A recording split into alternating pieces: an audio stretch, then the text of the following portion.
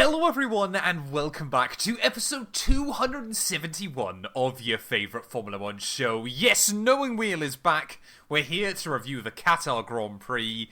But of course, Jamie183, talk me through the emotions right now.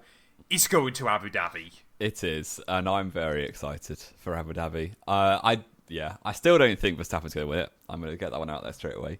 I think 12 points is slightly too much. We'll get into it, but I think a 10-point gap would have been great for Max Verstappen in terms of having the countback advantage as well. I think 12 might be a bridge too far based on the car pace this race and what I expect the car paces to be next race as well. But yeah, there's a lot of stuff happened before that point in the weekend, so we'll get to that first. But yes, every time I think it's over, it just something happens to give Max Verstappen another sniff. And then it's back on. But this time, I'm not saying it's back on because it's still Norris's to lose, realistically.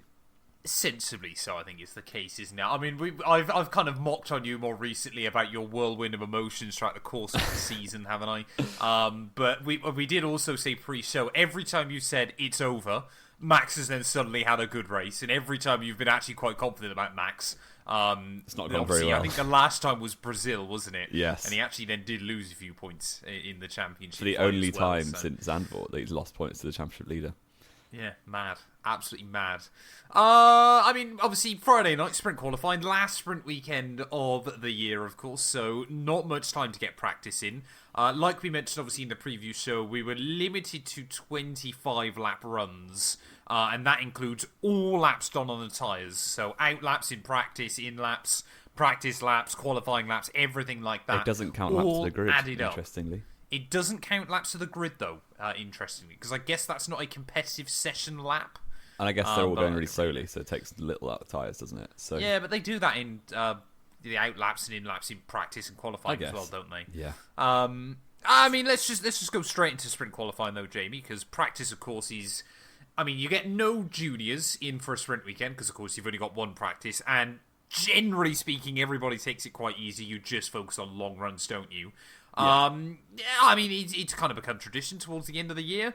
Ferrari were terrible. It honestly, by far and away, looked like the worst car to drive all weekend. It wasn't necessarily the slowest, but it looked like the worst. It wasn't the slowest, other than in Lewis Hamilton's hands, when it only edged out the Alpines. I think it was genuinely right down there, though. Like, unironically. With whatever they'd done to it. I think it was unironically I'm one not of sure. the worst Leclerc cars. still got Q3 in both qualifying. Yeah, but so did Gasly. Gasly got it in one. Gasly got it in one. He was the Alpines were definitely worse in sprint quali because they locked out the back row. But yeah, but that's because you got Gasly and Colapinto against Leclerc and Hamilton. Yes, I was amused when I saw Lewis Hamilton out in 18th place for the third race in a row. He was out in Brazil, wasn't he? Or not? No, that was Max. That was Max out in Brazil, but he's been out in Q1 in Vegas and sprint quali now, and real quali, spoiler. Yes, yeah. Not the best for the man you predicted to finish on the podium. Yeah, I needed a bit of a miracle after that. I mean, we'll talk about the predictions later on in the show, won't we? I mean, sprint qualifying wasn't too eventful, was it? Obviously, Lawson, Stroll, Hamilton, Gasly, Colapinto out in Q1. I guess the only really big shock there, or not really, as the case may be, apparently, was Hamilton out. Q2, there was obviously a little bit of drama because Hadjar actually improved right at the end, but then his lap time was deleted, and that meant that Antonelli, who'd been bumped out, was then bumped back in as such. Which obviously, adds obviously a little bit of spice to it. It was Hadjar, Behrman, Bortoletto, Hulk, Ocon out in Q2. Again, no real surprises there. By the time we got to the end of SQ3, though, shout out to Oscar Piastri, Jamie. I hyped him up coming into this weekend of saying Qatar is an Oscar Piastri track. Fastest in practice, fastest in SQ1, fastest in SQ2.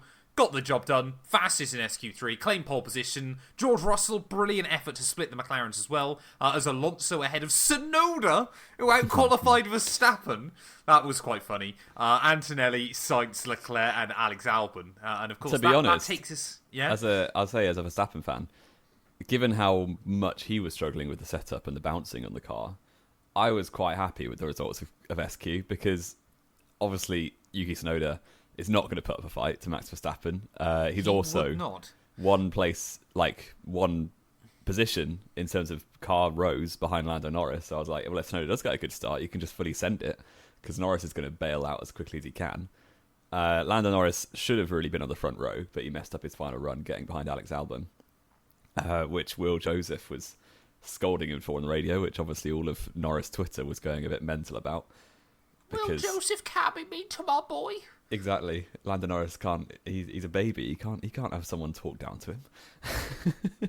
But it wasn't even talking down. It's like, what are you doing? You just let Albon pass, and now you've messed up your final run. Even though after he explicitly told him, don't let anyone pass. Exactly.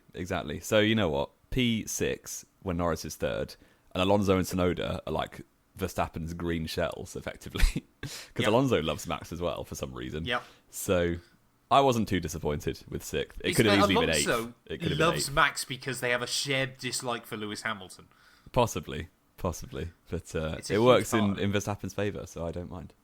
No, exactly. I mean, obviously, moving on, though, into Sprint Saturday, all 4 of your Q1 exiteers, apart from Liam Lawson, decided they'd start from the pit lane, which was just quite odd seeing a 16-car grid, wasn't it? Yeah. Just all those cars racing down the pit lane was quite funny. It's like the final...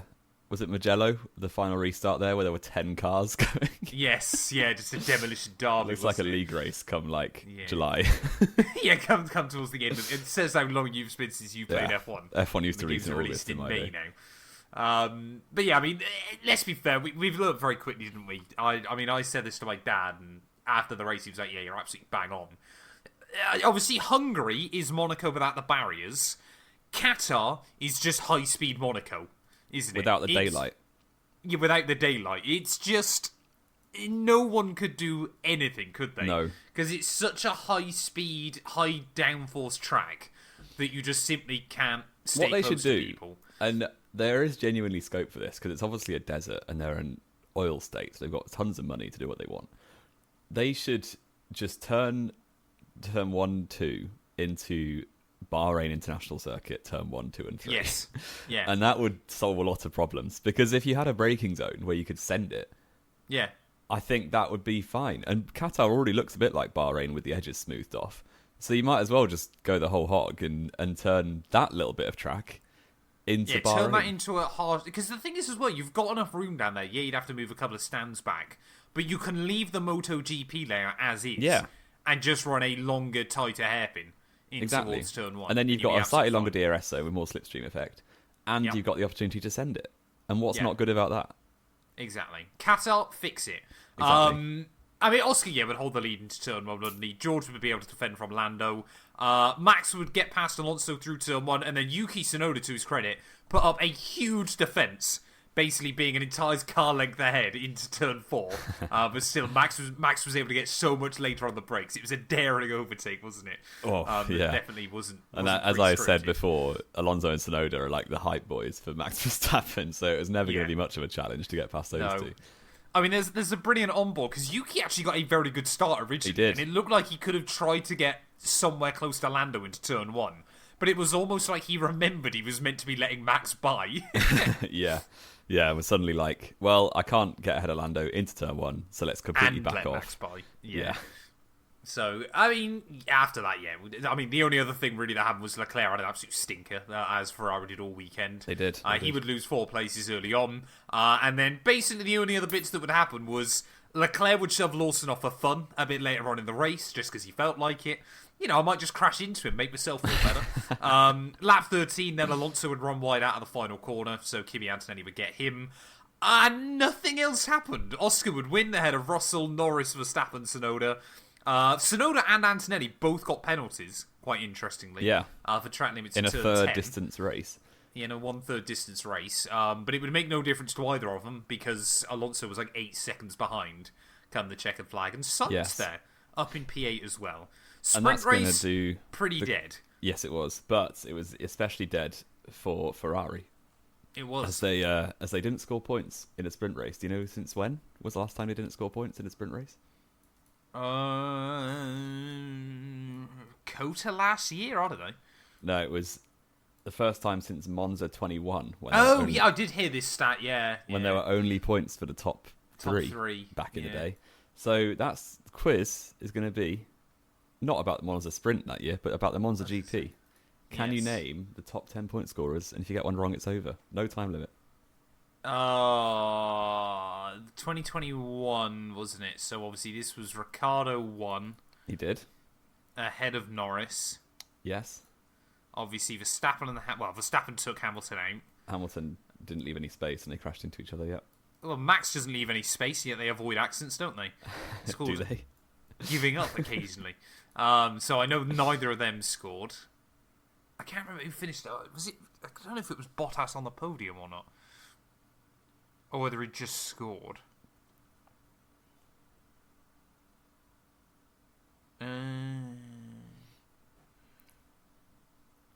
It's quite. I would say it's quite gettable. All of these. Yeah, I'm going to say Bottas then. Correct. He was third. Yeah. I'm going to assume Perez scored. Mm-hmm. He was fifth. Yeah, I'm going to assume Leclerc scored. Yes. P4. Sainz, I'm going to assume scored. Yes. P6. 4 more to go. Yeah. I'd say I've probably named all 4 of the big teams that year, haven't I? Yeah. I feel like this was the year Gasly got... Well, I can't remember if it was the sprint or the race that Gasly got taken out on lap 1 or took himself out. Because obviously he won the race the year before. He did. So I'm going to... I feel like that was the sprint, but I'm going to discount him for now. Just in case. Because then he would have had to start from the back of the field anyway. Because obviously that was when the sprint defined the grid, didn't it? I'm going to say... Who was it? Oh, was Vettel at Aston Martin that year? But I don't know if they would have scored necessarily. I'm going to say Vettel. And it's over. Yeah, figured so. Vettel was P12. Okay. But his teammate, Lance Stroll, P7. What a guy. No, fair play. Yeah. So Stroll was 7th. Alonso was 8th for Alpine. Oh, yeah, of course. Russell was 9th for his... Because he obviously took 3 years getting his first points. And then his second points turned up like a week later. Yeah. And then like Ocon was 10th for Alpine as well. So okay. You could, and Latifi 11th. What a driver. Yeah, I know. We need to bring him back for the next race, just for no particular reason. Just get him in for Abu Dhabi. Yeah, I can see Red Bull bringing him in as their second driver. Do you want to know? Do you want to know, ladies and gentlemen? This is a bit of an insight. GM183 last night, he lost his marbles so much that he said Red Bull should hire George Russell on a one-race deal to take Lando Norris out. I couldn't believe what I was reading. I didn't say to take him out. Obviously, never would happen. I was having a play in a group chat. You were losing your marbles, and it was. I was getting a bit overexcited, but you were. If Red Bull had a competent second driver who could finish second, if the Red Bull's quick, it would make me a lot more hopeful. Because fair enough. Obviously, Max has got to win with Lando off the podium. So who's going to be on the podium? You've got to have Piastri in there. But then who else? Carlos Sainz again? Why not? Bring him back. Bring him in. Bring him back after 10 years. Let's get into qualifying though, Jamie, because again, Tsunoda was out in Q1 alongside Ocon. Hamilton now just in his resident P18. Lord, what has happened? Stroll and Colapinto all out in Q1. Q2, Hulk, Lawson, Behrman, Bortolado, Albon. That's obviously no real shockers there. But Q3, we did get a little bit of spice, didn't we? Carlos Sainz would bring out a red flag, which was kind of hilarious because Williams have been told. Basically, what happened was Sainz came out of his box and the sticker that Williams used on the garage floor got stuck to his rear wheels. Yes. Now, on the one hand, you're kind of there going, well, that's not really Sainz's fault, is it? On the other hand, Williams have been told before, you run that risk by doing this. It's not mandatory. It's something that Williams want to do. So it's their sticker. It's their sticker. No other team has this, and I think for good reason. Yeah, especially in a place like Qatar, in the middle of a desert. But I'm surprised. Why in a place like Qatar specifically? Because it's hot. What's that got to do with the price of fish? Well, the sticker is probably more likely to pull away from the ground if it's hotter. Is that bad physics? I guess in theory, but it's more of an adhesive than anything else. But I'm surprised this hasn't happened before, given it's around 23, and they've done this everywhere else. Like, why is this the first time it's happened? That's odd. Unless it's just dusty on the ground and the adhesive didn't stick properly. Who knows? Yeah. Theories. That's going to be our theory for this episode. Exactly. But yeah, obviously, he'd leave basically this sticker. It made me chuckle. All the commentary team said, it's way off the racing line. I was like, no, he's not. He's pretty much bang on the racing line out of turn 2. Don't know what lines the drivers are taking, but you should want the shortest run between 2 and 3. Maybe the But the commentators FIA drive would with be the racing line on. Yeah, the FIA would be a little bit cheeky with it, wouldn't they? Because they'd basically allow everybody to do their first runs and then red flag the session. So I quite like that, to be honest. Yeah, I didn't mind it. It basically means that everybody's got an equal and fair chance as well. And obviously, it did mean that the pressure was on for the final run. And after, obviously, Oscar Piastri, fastest in all 3 sprint sessions and the sprint, fastest Q1, fastest Q2. He was actually behind Lando Norris going into the final runs of Q3 until, once again, Lando Norris messed it up. And once again, Piastri would take pole. Yeah, and we've given a lot of credit to Norris recently, or certainly I have on this podcast. Both quali sessions were a bit of a mess on the final runs because, again, he just, through turn 2... I think it was because he knew Oscar was quicker. Maybe, he was just kind of trying to do too much. He was possibly overdriving, and by the end of Sector 1, he'd basically given up on his final run because he'd made a mistake. And that, or like obviously, he messed up his outlap in sprint quali. So, and he was in a good position. He had the provisional pole. It's almost overdriving. Yeah. Maybe the championship pressure is getting to him a little bit. And obviously, perhaps if he'd have got pole position, it was highly likely he was going to win the championship the next day. Yeah. So, yeah, big shame for Norris. But Piastri did the job for the first time in 3 months since Zandvoort. Yeah, first pole since Zandvoort, which is kind of mad to think about, isn't it? But yeah, Norris, though, this time around would join him on the front row, so I don't think McLaren could call it an unsuccessful qualifying session. No. Verstappen would take P3 just ahead of George Russell. I was so glad he got ahead of Russell. Antonelli in 5th, Hadjar, Sainz, Alonso, Gasly, and Leclerc. How on earth is Gasly there, by the way? Gasly's had 10 Q3 appearances this year, and that's mad in my mind. Yeah, and Colapinto has made it out of Q1 like 2 or 3 times, I want to say. Not many at all. No. So fair play to Gasly. His stock has probably risen this year, up against some I wouldn't say so. woeful teammates. I just don't think anybody remembers he's there most of the time, it feels like. Poor Pierre. But don't worry, he's locked in. He's going to be 2026 world champion. Heard it here first. Alpine Mercedes, let's go. Exactly. Incredible. But of course, yeah, the big talk going into the Grand Prix, wasn't it, Jamie, was the maximum 25 lap allowance on tyres. And, well, essentially, I think every team had kind of figured out if you got a safety car on, I don't know, lap 7, for example, of a 57 lap Grand Prix, with how difficult it is to overtake here, surely you just make sure you pit both your cars. But the odds of that happening are next to nil. You know, if cars can't get near each other, so how would they crash into each other? It's not going to happen, is it, of course? So, to be honest, any safety car between lap 7 and lap 25, you'd probably pit. Yeah, exactly. Really. Yeah, you got plenty of scope there to try and work this out. Once again, though, Oscar Piastri, pole position, led into turn 1 under no real pressure. Max would, though, get around the outside of Lando. Again, Lando seemed like he was trying to play it safe a little bit. I think he knew they had good pace in the car, so obviously didn't. He didn't need to be all... The thing is, obviously, for Lando, and I guess it's kind of the thing now for Max next weekend, is what's much... And this is why I'm quite intrigued to see how Max plays this in Abu Dhabi, is what's much better about a 3-way championship decider. Max can't get the red mist as much like he did with Hamilton, unless he can somehow do a Bottas Hungary 2021 and pinball them. Because he knows if he takes one out and takes himself out in the process, it's true, yeah, the other one's going to win. But then he can't take anyone out because he has to outscore Norris. It's not like 2021 where if they both crash, he wins. Because Max has to finish, P4 if Norris DNFs. And even if Max is P4, Piastri could then finish second or first and win the championship. So it's much more complex than usual. What you need is a really tight field. So I think he's going to deploy some 2016 tactics. And if he's in the lead, just back everyone up and hope some chaos ensues. Yeah. I mean, McLaren, on the other hand, then have got a little bit of an option, haven't they? I mean, it surely will have to be... I mean, we'll talk about the rest of the race in a second. But it's surely got to be discussed in McLaren this week of... If it's looking like Max is going to win it, do you then have to sacrifice Oscar? No, they will never do that. Yeah, but will they agree in this scenario that it's better that... Will they agree with each other that it's better one of them wins than Max? I don't think they care. They've already won the constructors.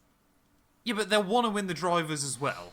But I think Norris or Piastri... Both drivers, I would imagine, will have to understand it's better that one of them wins over Verstappen. It's better for the marketing team, yeah, but how much of a stock loss is that for the driver themselves?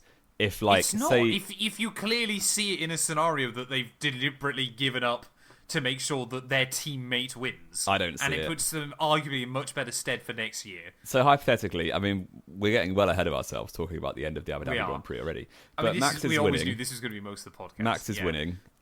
George Russell is second, for instance. I was going to say Oscar second, George third, Lando fourth.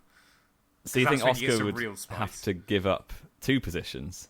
Well, this is the question, isn't it? What do you do that late on in the night? Or do you just get Oscar to drive into Max? I mean, they definitely wouldn't do that. I think if Verstappen's winning, Russell second, Piastri third, Norris fourth, obviously that means Verstappen's winning the championship, unless they swap the McLarens over. Yeah. I don't think Piastri accepts a team order, I'll be honest. I think in that scenario, Oscar Piastri's got to go for the move on Verstappen. What, behind if he Russell? takes the win...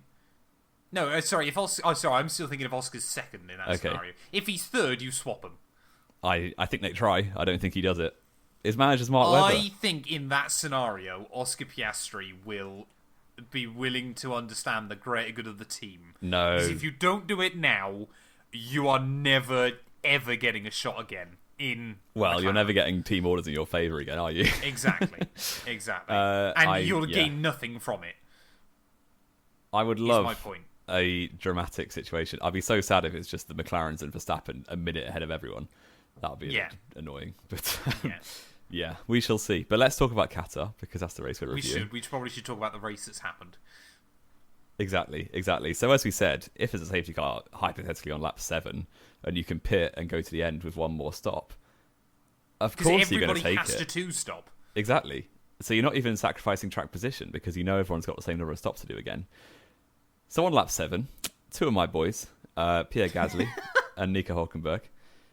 Hulk's doing an insane move, by the way. He already overtook Leclerc earlier on, somehow. He's on soft tyres against everybody else on in mediums, a Sauber. it must be mentioned. Still. The Sauber's great at Qatar. It is Lewis every Hamilton. year for some bizarre reason. Lewis Hamilton was also on soft tyres and making no grounds at all after lap 1. Hang on a minute, he made 4 places up. He did more than Hulk. On so lap pipe 1? Down. Pipe down still. He made more places. Hulk made 1 overtake, legitly, with dirty air and everything, and it was on lap 4 or 5 on Leclerc. And that was basically all of overtakes. To be fair, Leclerc basically spent half the race just trying to avoid gravel traps. And then he was making a banging move on Pierre Gasly, and then Gasly just, the boat kicked in, and he understeered. He did a Roy Keane. Exactly. Well, I don't think he meant to. He got on way too much throttle when you listen to the onboard. He did. It was a misjudgment from Gasly. I don't think it was intentional. It's the problem, isn't it, of, especially around a track like Qatar with these long flowing corners, of, I'm first, therefore it's my line. Is you basically end up in a scenario like that where you're... Yeah, but he was still, because it was wheel-to-wheel contact, wasn't it? No. Well, it was left front to rear right. But he's basically tried to get back on the throttle to be the car in front on the exit and just taken them both out. But when you're going over 100 miles an hour, it doesn't really work. If you're at a really low speed, 30 mile an hour corner, I mean, there's not many of them. If you're at a 50 mile an hour corner, hairpin. then like you can rub the wheels a little bit. But when you're going 120 on the exit of turn 1 at Qatar, any contact is going to be... just can't take you. Yeah, exactly. So it was Gasly's fault. I was annoyed because Hülkenberg obviously would have scored points that race. But it led to a very dramatic turn in the championship. So, you know what? I will accept the sacrifice for the greater good. And Hülkenberg just wants McLaren not to win. Well, I'll take Ever it. since that podium at Silverstone. When they didn't celebrate him. Exactly. He took them both out in Kota Sprint. Oh, he brilliant. now messed them Piastri up took them here. both out in Kota Sprint. He didn't. Hulk was far too optimistic. He had Alonso up his inside. He had nowhere to go. I thought it was Hulk up Alonso's inside. No, Alonso dived it on Hulk already. Yeah, Hulk was 4th on the grid. enough. What a guy. Yeah, madness. Absolute madness. But of course, yeah, like we said, lap 7, safety car gets called immediately because Hulk's just abandoned in the gravel on the exit of turn 1. So you think everybody's going to pit. Oscar Piastri comes out the final corner. Doesn't pit. Lando Norris comes out of the final corner. Doesn't pit. Max Verstappen and everybody else comes out the final corner. Pits. Well, Verstappen's ahead of Norris. What are McLaren doing? But it was... admittedly, it is a very difficult situation for McLaren. It's not. It's so obvious. It's obvious in hindsight, isn't it? But it was obvious at the time. It was obvious in the time. In that moment. We all put in the group chat, everyone should pit. And realistically, for overall race time, the best thing to do was pit. Arguably, though, from McLaren's point of view, if you pit, and as does everyone else, which is the obvious thing to do, you are basically accepting a 1-3 for the two drivers. Because, maybe even worse, because Norris might have had to double stack and ended up behind the likes of... They were already quite spread out by that point. They were. Should have been safe. But regardless, you're the problem committing... Is, of course, there is they always give Oscar a worse stop. You are committing to the same strategy as everyone else, and you're already behind Verstappen with Norris. So it's almost like try something different.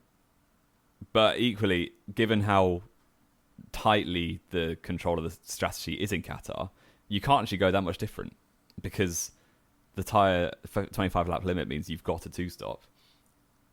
So, and yeah, if you put on lap 7, you're going to have to put on lap 32. They knew that. It also would have meant that McLaren's had to double stop again on lap 32, because they couldn't have gone one lap separate because of the rules. Yeah. Every other team managed it, though. They did. I can see why they tried something different. Obviously, it didn't work. I think the correct thing to do, certainly for Piastri, was to pit. I think as a driver behind, you almost say, well, try something different because you're third anyway. But Piastri 100% should have pit. Absolutely. Yeah. Yeah. Again, it's that whole thing of McLaren. Oh, we can't screw over one driver to benefit the other, so we'll just screw them both over instead, yet again. Exactly. And you've got to feel for Piastri, because that was a race win. And had the result been Piastri Verstappen Norris, as it probably would have been, realistically, if they'd have pit, then your championship is between the McLarens. There's 12 points between Piastri and Norris then. Yeah. Rather than being 12 points between Norris and Verstappen. Yeah. So Piastri is effectively out of it for all intents and purposes. Obviously, he's still unless got a the shot. other two take each other out. Exactly, but he's much more in it if they'd have not messed up the strategy. To be fair, for Piastri, he would have been 9 points behind Norris, and that would have meant then, obviously, he could try and win with Verstappen second. I don't think so. I saw a stat. He would have gained 7 points, wouldn't he? But Norris would have been third rather than fourth. Yeah, I guess, actually, yeah, of course. So it would have been 12, so it would have been the same either way. But regardless, he's now got to basically rely on would have been luck. 11, wouldn't it? That said, I will say, Piastri hasn't lost the championship here. He's lost it in the last 3 months when he's been woeful. So while I feel for him at this race, it has not been a good final third of the season generally. So you can't pin it all on this race. No, he's had plenty of... I mean, it's things like just survive the Brazil sprint now, isn't it? Survive Baku. It seems so obvious in hindsight. The Baku quali and race crashes were probably not the best idea. No, as well, yeah. It's just all... Don't let Lando buy in. Don't give Norris Monza. points in Monza. Yeah. So many things, isn't it? I mean, yeah, obviously, so every single other car pit, we got the return of the Ocon 5-second penalty meme, which was quite funny as well. And then after that, it made me chuckle, because you and a couple of the other guys in our group chat were like, oh my, Verstappen isn't keeping up with Norris or Piastri. And I said immediately, I was like, he'll just sit 5 seconds back. Why does he need to sit on their gearbox in clean air? And that was exactly what happened. And to be honest, apart from then Alonso apparently wanting to help the McLarens by Alonso always causing does an almighty this. train. Any track you can't overtake at, Alonso just trains everyone for fun. Exactly. It's almost like he's trying to make them lose their concentration, because driving slower, weirdly enough. And he was one of the only ones that did, because he would have a spin later on in the day. Which apparently that's because the car setup was done by demons. Oh yeah, apparently he's got a ghost in the car or something. Exactly. He's fully lost his marbles now. He really has. Which is quite impressive. But yeah, I mean, the McLarens obviously would pull away off the restart, but not for very long, because of course they'd have to pit. Max would obviously inherit the lead. Luckily for the McLarens, they would come out ahead of Alonso with his huge train, so it was looking... Yeah, it was looking like worst case scenario was then going to be 4th and 5th. But Oscar would make a good move on Andrea Kimi Antonelli. Later on in the day, Lando started to make a few little errors, didn't he? Probably cost him a chance. He should have beaten Sainz, realistically. Should have beaten Sainz. Like, sensibly. Norris, in that second stint, towards the end of his second stint, he was driving woefully. And he was back to like 9 seconds behind Piastri. He had Verstappen on older tyres, effectively quicker, right behind him. And Carlos Sainz and Kimi Antonelli were also as quick as him, and he couldn't gap them, whereas Piastri was down the road, gapping Antonelli and Sainz Everybody easily. Still. exactly. And Norris, I think he made a mistake on one lap and then maybe just knocked his confidence or something, because I think the car was fine.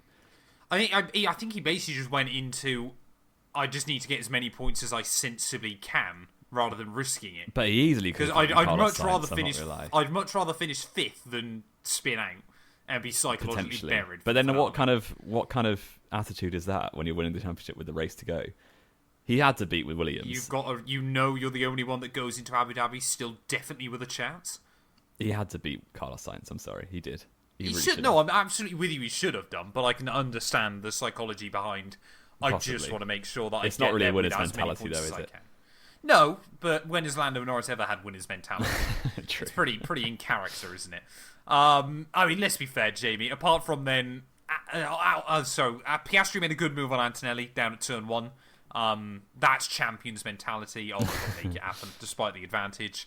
Antonelli then would make a mistake right at the very end, which a lot of people were saying was on purpose. It wasn't. Just an error. It wasn't on purpose. On dead tyres, trying to defend from a much quicker car. It was a weird place to make a mistake, though, because... It's not that weird, though, bizarrely, because it's a horrible little corner exit. It is, but you've seen the McLaren Alonso made the same mistake. Well, he actually made a worse mistake. But he did. But the McLaren has absolutely no straight line speed. Norris was in DRS for about 10 laps and could not overtake Antonelli. Couldn't even get close to Antonelli. Yep. So you don't... I mean, obviously I'm sitting at home watching it on the laptop, but you don't need to push that hard to keep Norris behind you. And it was almost like he was trying to get the DRS gap gone or something. I think he wanted to get into Sainz's DRS to then know it was done. Possibly, but there were 2 laps to go, and Norris hasn't had a chance yet. So I don't know. Yeah. It was a shame, but he's a teenager, so I can forgive him. Exactly. Yeah, it wasn't deliberate. Then get a puncture. Get your tinfoil on hat lap 56. But yeah, again, I feel for Isaac Hadjar. I went to the season not liking him very much, and he's really made an impression. He has been a great guy, but the fact he lost P6 for no reason of his own was quite unfortunate for him. So, but he knows he's going to Red Bull, so who cares? Yeah, apparently that's going to get announced this week. Tomorrow, supposedly, Tuesday. Yeah, so we'll wait and see about that, and I'm sure we'll talk about it on Friday's preview show. But I mean, like we said, it's high-speed Monaco. Nothing happened. Max would win ahead of Oscar. Carlos in P3, though. A second podium for him this year. Great drive. And how utterly insane is it going to be if he ends up outscoring Albon at the end of the year? Oh, he can. He's doing 9 back. Wow. I mean, Sainz has had a really, really good second half of the season. Sainz is good at Abu Dhabi as well. He is. He finished on the podium in the race that everyone forgets who was third in 2021. Yeah, Tsunoda's best ever result that race still. It was, yeah. He sent it on Bottas from about 60 metres back and he just jumped out of the way. The proper Bottas defence. Yeah, exactly. Sainz now 9 points off Albon in the championship. Williams are going to lock out 8th and 9th. Antonelli might beat Hamilton as well on current form. I believe Williams have guaranteed now with that result as well, P5 overall. And I think Alpine have guaranteed P10. Yes, they have. They have 46 back. For the first time ever, the champion, the constructor in last place, can finish locked up before the higher. Final race. Wow. Madness. Yeah, exactly. Absolute madness. I guess actually you could say 2007 that happened. Because McLaren arguably knew going into the final race they were definitely finishing last. I guess so. You're technically right, aren't you? Yeah, there you go. But yeah, Max would take the win though ahead of Oscar, like we said. Carlos third, Lando fourth, Antonelli, Russell. Alonso still, despite everything, ended up 7th. I'm not quite not quite sure how that happened. That was 7th place even, with Leclerc, Lawson, and Yuki Tsunoda, who I don't get how he ended up way further down the order. Further down. He had a terrible qualifying, didn't he? Yeah, ignore me. I was getting the sprint and the real qualifying. Liam Lawson from Q1 though, wasn't he? Or was he Q1 or 2? Well, so was Tsunoda. Yeah, and ended up in the points. There was a lot of, everything happened. Lawson in the pit started 12th and finished 9th. Okay. And everything happened in the pits, basically, because everyone pit on lap 7 and lap 32. So if you were at the end of the pit lane, this is why Carlos Sainz did so well. He basically just overtook everyone in the pits. Yeah, everyone. It was a proper refueling era race where nothing happens on track and all of the changes happen in the pit lane. And obviously it was only the first round of stops because then you were never close enough to anybody in the second round to actually do it. And the other good, you know what's exciting? Next year we get to do this race without DRS. Yeah, but it might be better with like the X-Wings and stuff. Who knows? Maybe. Who knows what I mean, this is what I said, though, Jamie, and I reckon I've got a valid point here. Okay. Swap Qatar and Abu Dhabi in the championship with Bahrain and Jeddah. That'd be great. Bahrain for a season finale, I think would be great. Because Jeddah would be hilarious. Just be carnage. Jeddah would just be a penultimate round, disaster. for the one time we had it as a penultimate round, was phenomenal. It was an absolute stinker. It was a farce, but it was hilarious. So, yeah, I think you're right. I like Bahrain as an opener. I think I would just swap Qatar and Jeddah, to be honest. Fair enough. Either way, it would be quite interesting. Yeah. Obviously, we've already done the quiz. Race rating, Jamie. It was if we didn't have the championship backdrop, if Lando Norris had wrapped it up a couple of races ago or something like that, it would have been an absolute awful stink fest. And it still was on track, and I don't want that to kind of take away. I don't want the championship picture. You know what, though? To cover the blemishes. It could have been worse because had both McLarens pit on lap 7 and lap 32. Yep. What would we have talked about? We'd have nothing to say. Yeah.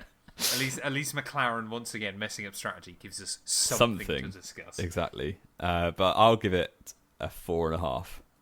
Really, that high? That high? I feel like I'm gonna say a 4. I was entertained a little bit, but mostly because McLaren messed because up. of the championship backdrop. Yeah. You can't it wasn't let a good that race. save the actual race. It wasn't a good race. Shocking. I wouldn't watch it again. No, put it that way. No. But I feel like 5 is my threshold, or I might watch it again, or 6 maybe. Yeah, if your driver does well or something like that, you think, Exactly. oh yeah, I'll watch Silverstone 5 again out and of 10 again. race. I watch Silverstone every week. What, with Lando Norris winning? No. Well, yeah, but I don't focus on that. Wait, what? Oh, Hulkenberg. I was thinking like Verstappen didn't even do that well. What are you on about? Yes, No, the first time in 239 races. Only time. Wow. Until Yeah, Australia. and actually now Adrian Sutil, he's going to be in prison. Really? Yeah, have you not seen any of this? No. So he is currently, I believe, he's either still at this time of recording or might just have been released on bail. But he apparently has been in a huge money laundering scheme. He's a fraud. Yeah, No he's way. a fraud. He's a fraudster. Which a lot of people go, well, that explains why he's got every supercar under the sun in Monaco. But apparently he's married to, like, some German billionaire's daughter. Which I think the most impressive thing about that, if you remember Adrian Sutil, is he's married to someone's daughter. Rather than anything else. My word. But, Okay. yeah, I mean, he's always his running, wasn't it? It was great. Back in His running day. was great, yeah. Proper. Yeah, who knew? Well, get him on Fraud Watch along with Lewis Hamilton. Yep, exactly. Yeah, wow. And Adrian Sutil, not only is he top of the most rated out the podium, he's top of the most wanted list in Monaco, apparently. There you go. He's not on the most wanted list. No, he's been got. Captured. We got him. Exactly. He's been got. Driver of the day, Jamie. Yes, I'm holding off on doing predictions because I don't want to know. I will... I want to say Max, but I'll say Carlos Sainz. It's got to be Sainz, hasn't it? Surely. You know what? I really like great Carlos drive Sainz. to a podium. I wouldn't say I'm a fan of Sainz, but I do really like him. So Sainz is one of those weird drivers, isn't he? Apart from his dad's go-kart track trying to do blackface every year, which is not a great look for that's him. the Spanish for you. Sainz is a fairly chill guy, isn't he? It was always when he was in the back of the taxi with Charles Leclerc before his first win in Silverstone, and the fan comes up and he's like, given he's on pole position, the fan comes up and says, "Go on, Carlos, I want to see P3 today," and he's like, "Yeah, why P3?" Yeah. He's also just quite funny because he's a bit socially awkward as well. Yeah, like I'm pretty I certain relate. he still doesn't actually like know how to hug his girlfriend, which is always quite funny when you see that on Instagram. But you gotta love Carlos, haven't you? At the end of the day, so I think a worthy driver of the day. And the predictions. Let's get on to that because this was championship What were the scores deciding. coming in? 74. It could be championship deciding. I needed a Verstappen style recovery. You needed me to get disqualified, is what you needed. Basically. 74 to 58, so 16 points in it, with 18 to go going into the weekend. Yeah. I needed basically a flawless weekend. It started which pretty never well, happened in a if you mind my sprint. voice. Sorry, it did what, start. I think only the dog heard It that. started pretty well. Because you said Oscar Piastri win the sprint race, and I ridiculed you. Yeah. 2 points. Get in there. So 2 points, and I said Verstappen. So straight away, I'm it's on. closing it in. It's happening. Oscar It's Piastri on the comeback of dreams. You then gave up on the Piastri hype and said George Russell would get pole position. Which, to be fair, after sprint qualifying, didn't look be what? impossible. That wasn't quite a bad voice break as mine. But George Russell did not get pole position. That was just my fair. voice. Okay, It's just my voice, man. Max Verstappen was my pick for pole. Yeah, which didn't no happen points either. there. So I need to get the podium bob on now to keep myself a chance. Exactly, and I had to get nothing right. Yeah. I said Max Verstappen would win, so it's Damn there we it! go. So it's over. Oh dear. You said George Russell would win. You said No, Oscar what? Piastri would finish second. Fair play. Oh, I got 2 points. I'm back in it. 2 We do points. double points for Abu Dhabi, don't we? And Maybe. you said Lewis Hamilton Oh yeah, that would one. get That third one place. I knew was over by the end of sprint Q1. I mean, if you add up the 12, the 1 and 2, you make 3. So maybe he did finish third in our dreams. But no, Lewis Hamilton nowhere near P3. I believe. So I got 4 points this weekend just from Oscar Piastri. Friend of the show, Kane, said that you've predicted Hamilton on the podium 6 times this season. 5 or 6 times this year, yeah. And obviously he's yet to do it. But he needs to beat Antonelli this weekend, otherwise he's going to be the first, which I thought was a mad stat in of itself, that Hamilton's never finished lower than 6th in the When championship. would he have?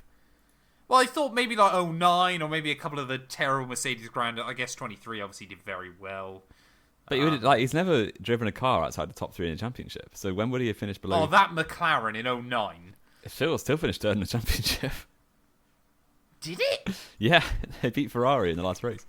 It did, didn't they? Yeah, God. I was saying, It was- obviously, the everyone Brawl and was the Red Bull were inconsistent. definitely both better. Yeah. Yeah, Red Bull actually had the best car over the course of that year. they did. Vettel should have won it, mad. but he was a young They rookie. did, yeah. 1 point ahead of Ferrari. I mean, Toyota should have done better. They should have done. They fell off second half. Anyway, I got Verstappen would have gone pole. No, that's not what happened. I said Verstappen would win. There's Yep. 2 points. I said Antonelli Yep. second. No points. Norris third. No points. So actually, you beat me 4-2. There you go. But it's So we do over. double points for Abu Dhabi. We could do double points if you want it. I've still then got to get everything bang on, don't I? Yeah, why not? Double And then points. even if you get one right, 2014 style. we'll So it's do 14. double points for the finale. 14 Weirdly, gap. I'm pretty certain we've done this before when you were way behind. Possibly. So it's even keel after this. Wonderful. Double points for the season finale. We'll get those predictions in later on this week. Exactly. I need to leave. So hurry up. Have we got anything else to add? Or are we all wrapped up? I think we're done. I think the biggest revelation of this is Adrian Sutil's in prison. Yeah. I'm I already amazed. knew this last week, but that's just me. So we can talk about that, I'm sure, later. We'll do like a crime episode of F1 at some point, a bit Yeah, like exactly. the old icebergs. We'll get Lewis Hamilton there something for being like a that. fraud. Yeah, wonderful. Thank you all so much for listening. If you have enjoyed, please make sure you leave a like, get yourself subscribed, pardon me. And Jamie and I will be back when we're recording. On Abu Friday Dhabi, morning. Thursday or Friday? Friday morning, so we'll be up hopefully Friday afternoon. We'll see you there. A 3-way championship decider. Every time Formula 1 there has been 3 or more drivers going into the season finale with a shot, the driver leading the championship going in has never won it. Really? Can That's Lando cool Norris stat. change that this weekend?